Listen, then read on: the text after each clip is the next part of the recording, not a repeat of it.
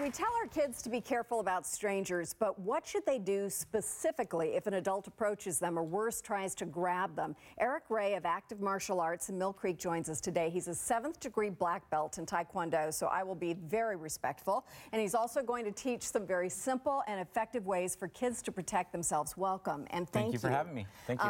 You know, my child is a grown-up now, 18, and I did not know that these were the things that we were supposed to teach them when they're little, but I love that there are some very specific things you repeat with them so that it's fresh in their memory every day. Exactly. So let's do a little demonstration, shall we? Absolutely, absolutely. So these are some of my students, and what we're going to do today is just talk about some things that we can say and identify with. So, you guys ready?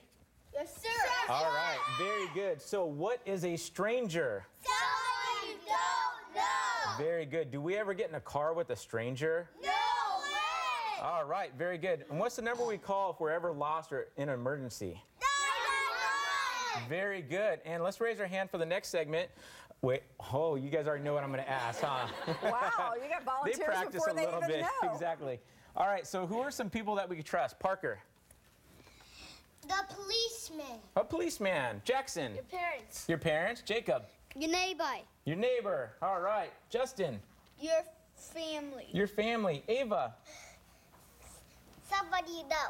Somebody you know, of course. Exactly. Kyle. Firefighter. Firefighter. Very good. So we practice these on a daily basis just so they, you know, if something ever were to happen, it's just comes right to their top of mind. Exactly. Top of mind. Exactly. Okay. And there's specific things they do if they were to encounter a bad guy, somebody they don't know doing something they're uncomfortable with. So playing the part of the bad guy today is Jeremy Mahler, who's the co-owner of the the co-owner of the Monroe location. Thank you. Thank you. And you're not a bad guy. I'm He's not just a bad playing guy, one on TV for today. Okay. So what do we want the kids to learn? So first thing is we talk about if somebody were to grab, because that's generally the first way that somebody's going to approach the children is they're going to grab their wrist. So Mr. Molly's going to come on out, and we're going to have Jackson come on out real fast. Come on, Jackson. Show us what to do. Jackson is going to get grabbed. Now, the other thing that they have to think about is that when they do get grabbed, you want to make sure that they're also loud. We all have alarms on our cars, but your child also has an alarm. It's called their voice. So we're going to be nice and loud today, okay? So he's going to say things like, "Don't touch me, you're not my dad, I need help. Somebody call 911 or whatever," okay? So this is just be kind of random, whatever he says. But Mr. Molly's going to start by grabbing his wrist. Leave me alone. You're not my dad. All right, let's give him a big hand. Very good. Yay, good job. Good job, and great big voice. That's important. And we call that wrist escape. The next one we call a windmill escape. All right, so Jacob's going to come on out. He's one of my wolf pups. Fun. Yeah, so a windmill escape. Windmill escape. Now remember, we're going to be nice and loud. You ready? Okay. Don't touch me. You're not my dad. All right, let's give him a hand. Very good job. Good job. All right. So the idea with the windmill is that he's just going to move his arms around, making it harder to grab him. That's one of the motions, but another thing is we don't want to fight power with power, so we're bringing our hands up and we're releasing the grip, and we always teach them to run afterwards as well. Actually, I'd like to learn that. That sounds... Do that one more time. We do that with our women's self-defense clinics as well. So it's called a windmill escape. The arm comes up and over. And then you're gone. And you're out. Sprint Run. away. Okay, very good. Proceed. All right, and we have one more technique, and we call this the wiggle worm, and this is my daughter, Ava. Hi, Ava. You say hi? Hi, sweetheart. All right, come on out. She's a little nervous. That's okay. And so we're going to be nice and loud. Mr. Molly's going to pick you up. All right? And she's going to make herself really heavy and squirmy and wiggly so she could try to get away. And Don't touch me. You're not my dad. That's right. I'm your dad. Very good. All right.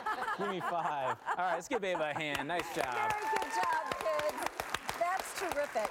So part of the key is to make this something they can do, something they can remember through repetition. And make it fun. Make it fun so that we remember what to do. And I love that they're in a group. So when you hold a class, how many kids are generally there? Well, we do these types of self-defense drills every day in our classes. So generally we have 10 to 20.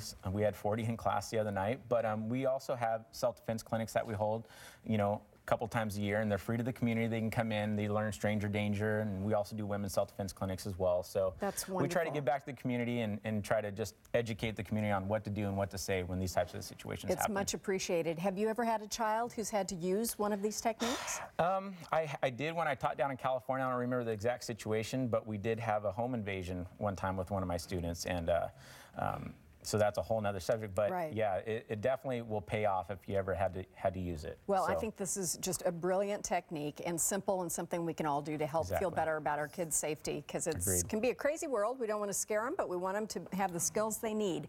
Thank you so much. By the you. way, Active Martial Arts opens their new location in Mill Creek on Saturday, July 2nd. If you'd like any more information about the school, its programs, the workshops, please check our website and we'll link you right over. Thank you, kids. Give yourselves a round of applause. Do you know how to clap for yourselves for such a good job?